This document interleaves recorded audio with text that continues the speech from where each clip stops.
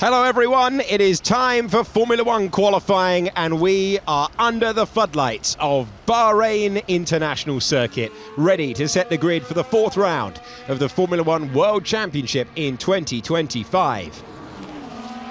It has been a scruffy lap out there for Oliver Bearman. Can he hustle it to an improvement? He can, but only to 13th position. That leaves him vulnerable. The man who made Q3 for the first time at the last Grand Prix, potentially staring at the exit. Bortoleto wants to get ahead of Bearman. His old F2 rival, the champion from F2 last year, is up to 12th position. And improvements now for Lance Stroll. Where does it put him in? To 14th. Bearman is heading to the drop zone here because currently in the bottom five, Isaac Hadjar has hooked it all up and he goes P5. Yeah, there's another driver that was under pressure in a very fast car, but another decent qualifying effort from Hadjar, and he is going to be easily safe. There is a message on our timing page that Max Verstappen went all four wheels off the road at turn 15, which would get this lap deleted if it's accurate. We're going to wait to see whether race control issue a second instruction there, and we have not seen a replay of that, so let's deal with what we see on the racetrack at the moment. Max Verstappen coming round the corner, which caused all the trouble before. The spectacular star of Suzuka just fighting to get out of the first part of qualifying. Verstappen goes to third place. Yuki Tsunoda's trying to join him in the next part of qualifying. Albon's in the drop zone as well. Here's Yuki. Only his second weekend with the Red Bull team. Yuki Tsunoda gets to 11th. And he performs when he needed to. Lawson is out. Bortoleto, Stroll, Bearman. And then the final question. Hulkenberg versus Alex Albon, the tie driver across the line. And Albon improves to 14th position. Esteban Ocon on the brink. Fernando Alonso goes to 12th. Esteban Ocon takes it away from his old teammate. Does anyone have an improvement later on? Hulkenberg does, to demote Albon back into the bottom five. Albon, who has been in the points all the way through, finds himself in the bottom five for the fourth Grand Prix of the year. That is a big crash for Esteban Ocon in the Haas, opening part of the lap, and he's found the barriers.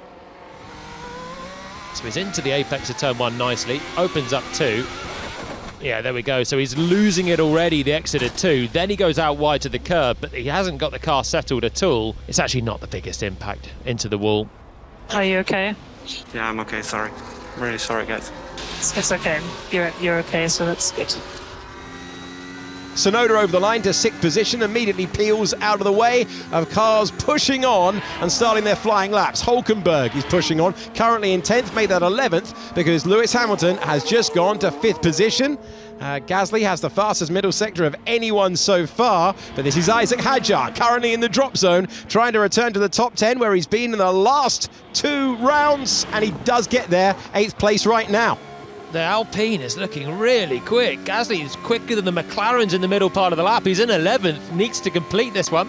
Extraordinary turnaround if you consider he's been last on the grid for the last two races around here. He's P3 at the end of that lap. Max Verstappen needed a clean lap between the white lines. He's delivered it, and he goes to 7th position to split the Ferraris. So Tsunoda is shuffled down to 9th, and there are plenty of drivers. In fact, everyone aside from Hadjar and Ocon are trying to improve. So Tsunoda is in trouble, even if he's only 2/10 away from Verstappen. Yeah, this is so incredible to watch it unfold, where a car, like suddenly the Alpine, which clearly has been performing well generally as we get the end of that session, but isn't it just so impressive when a car gives the driver the confidence? That lap from Gasly, that is super competitive. Let's not be fooling ourselves that McLarens are not trying at this stage. They absolutely are. Gasly's in third. Sainz, lead Williams on the grid for the first time this year, has gone up to 6th position. Hulkenberg using all of the road and a bit more on the exit of the corner, trying to improve, and he did not have the grip with the Sauber. It's 13th position for him. What can Doohan do now? He's trying to get through into Q3, and he misses out by fine margins, only 11th, and it's Doohan, Hadjar, Hulkenberg, Alonso, and Ocon who had the crash. Russell going quickly, and he's 1.1 seconds quicker than his teammate across the line on run 1. So Piastri across the line first. And he's a 10th up. Piastri on provisional pole as it stands. Here comes the championship leader. Lando Norris looking to strike back. Lando Norris is only in 3rd position. And it's Oscar Piastri, George Russell and Lando Norris in what would be a repeat for the top 3 on the grid for the Chinese Grand Prix a couple of races later in Bahrain. And now we're going to see what Antonelli can do. His teammates going even quicker behind. The Mercedes putting pressure on the McLarens. Here comes the 18-year-old from Italy. Across the line, it's a 32.0. He goes on to provisional pole position, but Russell's pace is roasting behind. And at the track where he made his Mercedes debut, George Russell goes 2/10 ahead. Norris's first sector is not good. He's a quarter of a second down on Russell. Can Piastri do anything about him? Lewis Hamilton goes to 5th. Charles Leclerc has always loved this racetrack. Can he be the lead Ferrari now? He can get himself to the provisional front row. A big effort from him. And now to the top 3 in the Formula One World Championship. Verstappen, 2.5 tenths of a second away. Gasly goes up to 4th position.